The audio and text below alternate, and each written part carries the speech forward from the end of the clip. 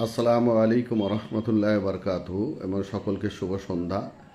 আমি আজকে দু একদিন ধরে একটা ভিডিও ভাইরাল হয়েছে, দেখছি অনেক নিউজ চ্যানেল দেখাচ্ছেন সীতা খান নামে কোনো এক মহিলা, এবং তাকে হাওড়া জেলা কিংবা তৃণমূল সংখ্যালঘু সেলের সাথে যুক্ত করার চেষ্টা করছে কেউ কেউ। কিন্তু আমি হাওড়া জেলা সদর তৃণমূল সংখ্যালঘু সেলের সভাপতি হিসেবে বলছি, এই শ্বেতা খানকে আমি কোনোদিন চিনি না, জানি না, এবং আমাদের সাথে কোনো পরিচয়ও নেই, এবং আমাদের কমিটিরও কোনো সদস্য নয়।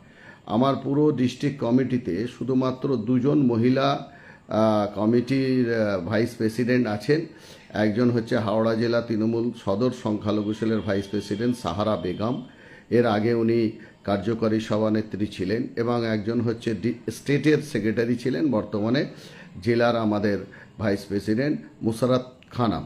এই দুজন ছাড়া আমাদের কমিটিতে এই মুহূর্তে কোনো মহিলা সদস্য আমাদের কমিটিতে নেই। এবং দেখা যাচ্ছে কিছু আমাদের নেতৃত্ব সাথে ছবি তুলেছেন। এই ব্যাপারটা সম্পূর্ণ দেখুন, রাস্তা দিয়ে কোনো প্রসেশন যাচ্ছে, কোনো প্রোগ্রাম হচ্ছে, আর আমাদের অবিস্মম্য নেতা হাওড়া জেলার যিনি প্রতিষ্ঠাতা তৃণমূল কংগ্রেসের এবং হাওড়া জেলার নবরূপকার অরূপ রায় মহাশয়ের পাশে দাঁড়িয়ে প্রতিটা মানুষেরই মনের ইচ্ছা থাকে একটা সেলিব্রিটি, এত বড় একজন সমাজসেবা, এত বড় মিনিস্টার নেতার পাশে দাঁড়িয়ে একটা ছবি তুলে নেব। সেইভাবে কেউ হয়তো কোনো সময় ছবি তুলে নিয়েছে।